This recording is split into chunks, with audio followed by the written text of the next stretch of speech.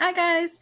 Today we're reading Lesson 3, Cells and Tissues. There are 5 vocab words we're on the hunt for today. The first one is cells. Cells is the smallest units of living things and the body's building blocks. Our bodies are made up of tiny billions of cells.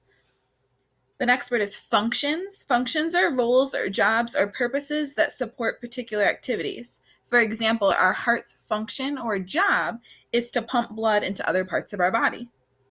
The third word is microscopic. Microscopic is too small to be seen without the help or aid of a microscope. So things that are microscopic are too small to be seen by our eye. The fourth word is stimulus. Stimulus is a thing or event that starts actions, feelings, or thoughts.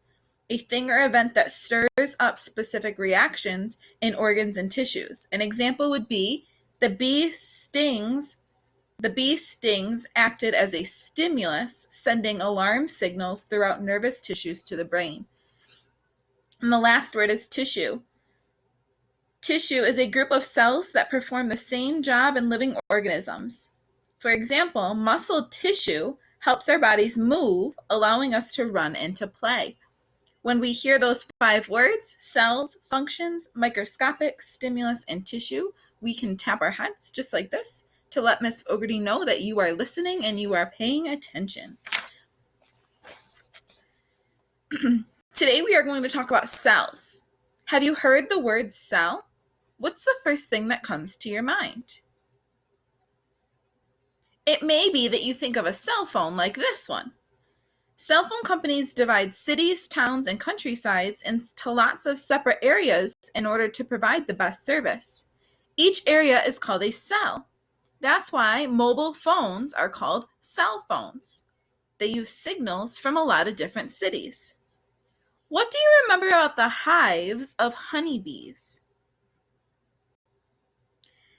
Their hives are made up of lots of different areas called cells, too. Different activities occur in each cell. Another example that might help us understand cells would be a large multi-floor school building that has many classrooms. A teacher in each classroom, similar to cells lined up one after another inside a beehive. The word cell describes one of many small parts that form a much larger area. One classroom in a school building is like one cell or many cells or rooms of a school. Like a honeybee's cell is one of many cells in a hive. So a honeybee's honeycomb, or the hive itself, is comprised of a bunch of different teeny tiny cells, much like our classroom inside of our large school building. Because you're learning about the human body, you may have guessed that we're not going to be talking about cell phones or honeybees today. Instead, we're going to focus on human body cells. These cells were a mystery to people for thousands of years. No one ever knew they existed. The invention of the microscope changed all of that. Microscopes magnify or make cells look bigger, enough for humans to see with their eye. Last time, we mentioned a man whose book of microscopic organisms are living things influenced the work of Antoine van Leeuwenhoek.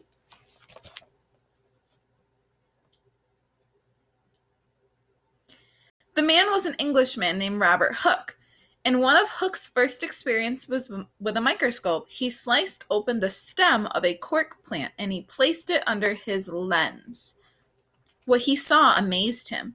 The cork was made up of tiny walled spaces. These little boxes reminded him of the cells in a honeycomb. Hooke was the first to use the term cell to describe what he saw through the microscope. We still use the word cell today when referring to these tiny boxes in which living things, both plants and animals, are made. All living things, no matter how big or small, are made up of microscopic units called cells. Cells are the body's building blocks, the smallest units of life that can carry out the functions or jobs of a living thing. They are so small that they cannot be seen without the aid or help of a microscope. That's why we call them microscopic.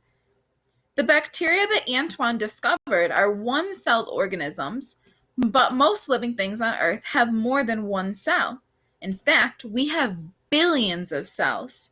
You are one of those creatures.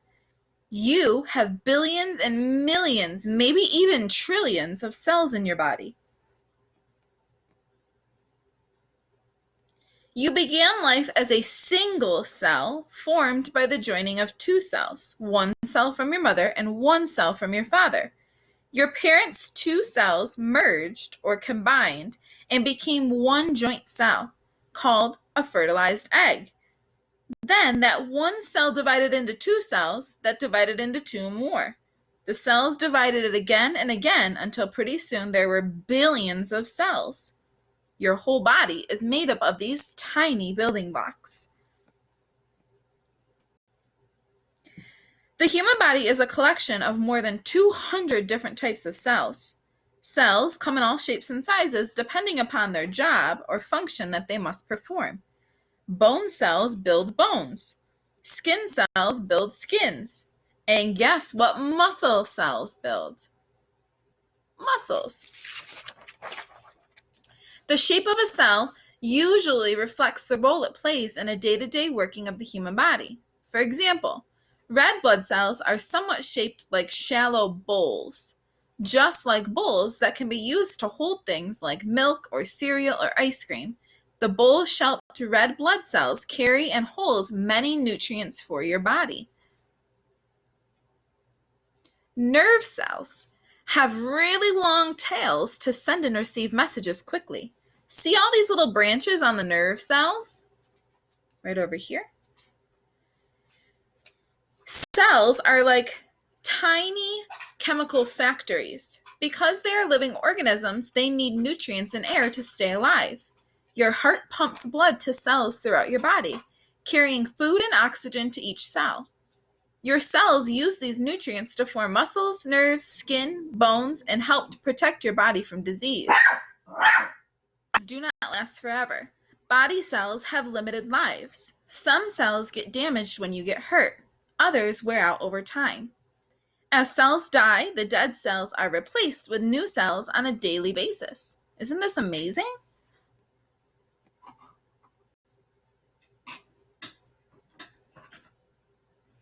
This is another picture of a nerve cell. Let's look closely at this microscopic section of your skin. Skin cells are tightly packed together to form a protective boundary between you and your environment. Do you see the layers of cells stacked one on top of another? The old, dead cells flake off and form a protective layer for the new cells that are constantly growing beneath. They grow, split, and make new cells and die. Some cells live for only a few days, while others can live for years. Cells work together. They are organized into groups of cells that perform the same function or job. These groups of cells are called tissue. Tissue is a collection of the same kinds of cells working together to do the same job. Tissue can also be what we use to blow our nose, but in this case, we're not talking about the same thing. We're talking about a group of cells called tissue.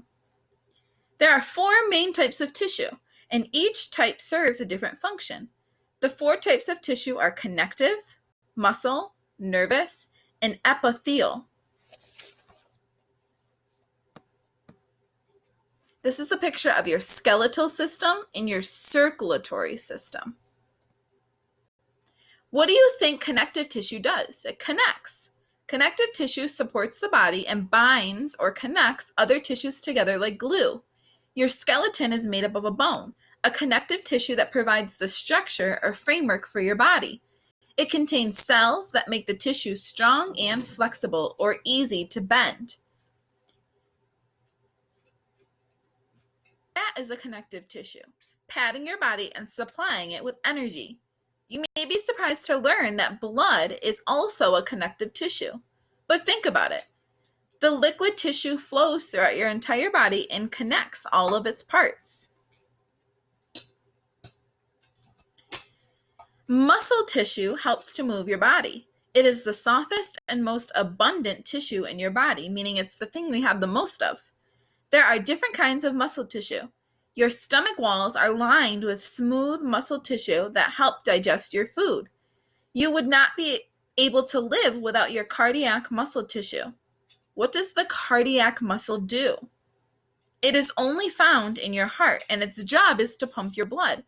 Skeletal muscle tissue moves your bones. The long, thin strands of muscle tissue stretch and shrink in response to messages from your brain. As they shorten, they move the parts of your body. So connective tissue connects and muscle tissue moves your body parts. This is nervous tissue. The third type of body tissue is the nervous tissue. Maybe you can figure out what it does based on its name. What does it do? Nervous tissue runs through your body and connects to your brain. Nervous tissue serves as the messenger between your brain and your body. Nerve cells within the nervous tissue sense a stimulus and carry electrical signals to and from your brain. A stimulus is a thing that starts an action. For example, light, sound, and touch stimulate feelings in your brain. Nervous tissue acts as the body's most important communication system. One example of how nervous tissue works would be when you touch something that is so hot you'd burn yourself. Your nervous tissue receives that stimulus of extreme heat. The message is sent to your brain, and your brain sends a message back to your nervous tissue to tell your muscle tissue to jerk your hand away from the hot stimulus. This happens almost automatically without you even having to think about it. What about the epithelial tissue? Let's try to pronounce that first. Epithelial. What a big word for tissue that covers and protects. Sheets of cells packed closely together make up epithelial tissue. Does this picture look familiar? Remember, those are the skin cells that form the outer layer of your skin. You're looking at the epithelial tissue that prevents bacteria from entering your body. This thin, tough covering protects your body and its organs. Epithelial tissue is also found inside your body. It forms barriers to protect the inside of your mouth, nose, throat, and stomach. Everything you do, from breathing to eating to running, requires a lot of working cells. Those are truly the building blocks of your body.